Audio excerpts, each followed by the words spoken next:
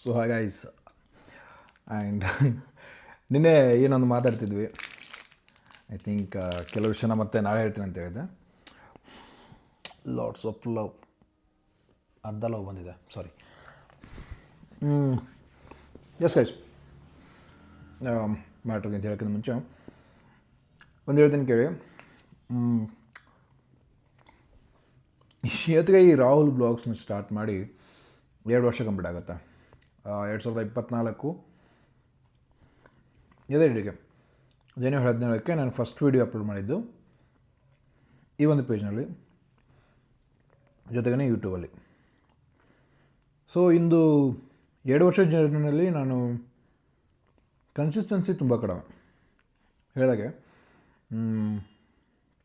ಒಂದು 6 ತಿಂಗಳು ಮಾಡೋದು, ಮತ್ತೊಂದು 2-3 ತಿಂಗಳು ಬಿಡೋದು, ಹಾಗೆ ಮಾಡಿದ್ದೆ ಜಾಸ್ತಿ. ಬಟ್ ಅದರಲ್ಲೂ ನಿಮಗೆ ಒಂದು ಒಳ್ಳೆಯ ಕಂಟೆಂಟ್ ನಾನು ಕೊಟ್ಟಿದ್ದೀನಿ ಅಂತ ನನ್ನ ಅನಿಸಿಕೆ. ಆ್ಯಂಡ್ ಕಂಟೆಂಟ್ ಜೊತೆಗೆ ಇನ್ನೇನಪ್ಪ ಅಂತಂದರೆ ಒಳ್ಳೊಳ್ಳೆ ಹೊಸ ಪ್ರೀತಿ ಸಿಕ್ತು. ಅದೆಷ್ಟೋ ಜನ ಎಲ್ಲೆಲ್ಲಿಂದ ಪ್ರೀತಿ ಸಿಕ್ತು, ಅದೆಷ್ಟೋ ಸಾಕಷ್ಟು ಗಿಫ್ಟ್ಗಳು ಸಿಕ್ಕು ನಮಗೆ. ಆ್ಯಂಡ್ 2 ವರ್ಷದಲ್ಲಿ ಅದೆಷ್ಟೋ ಬ್ರ್ಯಾಂಡ್ಗಳ ಜೊತೆ ಕೆಲಸ ಮಾಡಿದ್ದೀನಿ. ರಿಜಿಲ್ಯಾಂಡ್ ಮೈಂಡ್ ಆಗಿರ್ಬೋದು, ಅಕ್ಷಯಕಲ್ಪ ಆ್ಯಂಡ್ ಫ್ಲೋ ಮ್ಯಾಟ್ರಸಸ್, ತುಂಬ ಕಂಪ್ನಿ, ತುಂಬ ಬ್ರ್ಯಾಂಡ್ಗಳ ಜೊತೆ ಕೆಲಸ ಮಾಡಿದ್ದೀನಿ. ಆ್ಯಂಡ್ ಮಧ್ಯೆ ಒಂದಿಷ್ಟು ನಿಮಗೆ ಕೆಲಸದ ಬಗ್ಗೆ ಇನ್ಫಾರ್ಮೇಷನ್ ಕೊಡೋಕೆ ಹೋಗಿ ನನ್ನ ಅಕೌಂಟ್ ಡಿಸೇಬಲ್ ಕೂಡ ಆಗಿದ್ದಿದೆ. ಇದೆಲ್ಲನೂ ಮುಗಿಸ್ಕೊಂಡು ನಾನು ಒಳ್ಳೆಯ ಒಂದು 2 ವರ್ಷ ಜರ್ನಿನ ಕಂಪ್ಲೀಟ್ ಮಾಡೋಷ್ಟರಲ್ಲಿ ನನಗೆ ಫಾಲೋವರ್ಸ್ ಬಂದುಬಿಟ್ಟು ಇನ್ಸ್ಟಾಗ್ರಾಮಲ್ಲಿ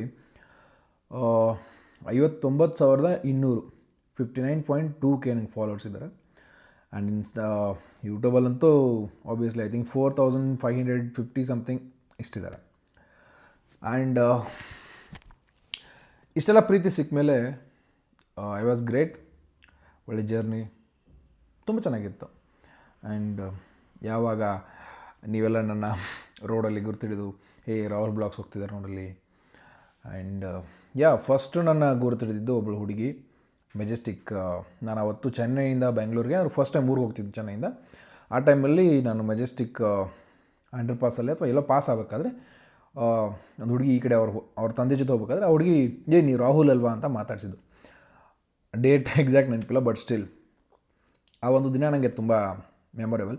ಯಾಕಂದರೆ ಫಸ್ಟ್ ಟೈಮ್ ಒಂದು ಹುಡುಗಿ, ಯಾರೋ ಒಬ್ಬ ಪರ್ಸನ್, ನನ್ನ ಫಾಲೋವರ್, ನನ್ನನ್ನು ವೀಡಿಯೋಯಿಂದ ಗುರುತಿಸಿದ್ದು. ಒಳ್ಳೆಯ ಅನುಭವ ಸಿಕ್ತು. ಅದಾದಮೇಲೆ ತುಂಬ ಜನ ಸಿಕ್ಕಿದ್ರು. ಲೈಕ್ ನಮ್ಮ ಅಮ್ಮ ನಾನು ಹಚ್ಚೋದಾಗ ಸಿಗ್ತಾರೆ. ಆ್ಯಂಡ್ ನಿನ್ನೇನಷ್ಟೇ ಯಾವುದೋ ಒಂದು ಹುಡುಗಿ ಗೋಲ್ಡ್ ಶಾಪಲ್ಲಿ ಸಿಕ್ಕಿದ್ರು. ಆ್ಯಂಡ್ ತುಂಬ ಖುಷಿಯಾಗುತ್ತೆ ಈ ಒಂದು ನಿಮ್ಮ ಪ್ರೀತಿ ಎಲ್ಲೋದಲ್ಲೆಲ್ಲ ಸಿಗುತ್ತಲ್ಲ. ಸೊ ಥ್ಯಾಂಕ್ ಯು ಈ ಥರದಂಥ ಒಂದು ಖುಷಿ ಕೊಟ್ಟಿದ್ದಕ್ಕೆ. ಆ್ಯಂಡ್ ಓಕೆ, ನಿನ್ನೆ ನಾನು ಮಾತಾಡಬೇಕಂತ ವಿಷಯ ಒಂದಿತ್ತು, ಯಾಕೆ ಚೆನ್ನೈಗೆ ಹೋದೆ ಅಂತ.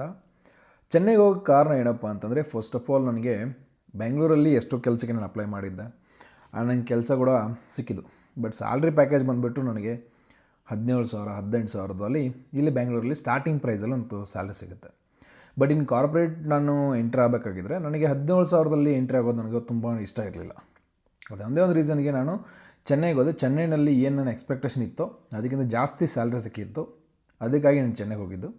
ಆ್ಯಂಡ್ ಚೆನ್ನೈಗೆ ಎಷ್ಟು ಬೇಗ ಹೋಗಿದ್ದೆ ಅಂದರೆ ಇಮ್ಮಿಡಿಯೇಟ್ ಅದು. ಇವನ್ 2 ದಿವಸದೊಳಗಡೆ ಪ್ಲ್ಯಾನಿಂಗ್ ಆಗಿ 2ನೇ ದಿವಸ ಸಾಯಂಕಾಲ ಮಧ್ಯಾಹ್ನ ಅಷ್ಟರಲ್ಲಿ ಹೋಗಿದ್ದು. ಆ್ಯಂಡ್ ಹಿಂಗೆ ಹೋದೆ. ಆ ಒಂದು ಎಕ್ಸ್ಪೀರಿಯೆನ್ಸ್ ಹಿಂಗಿತ್ತು. ಹೊಸ ಜಾಗಕ್ಕೆ ಎಂಟ್ರಿ ಆಗಬೇಕಾದ್ರೆ ನನ್ನ ಮನಸ್ಸಲ್ಲಿ ಏನು ನಡೀತಿತ್ತು ಅಂತ. ಮತ್ತು ನಾಳಲ್ಲಿ ಸಿಗ್ತೀನಿ, ನಾಳೆ ಹೇಳ್ತೀನಿ. ಅಲ್ಲಿವರೆಗೂ ಶಿವರಾತ್ರಿ, ಗುಡ್ ನೈಟ್.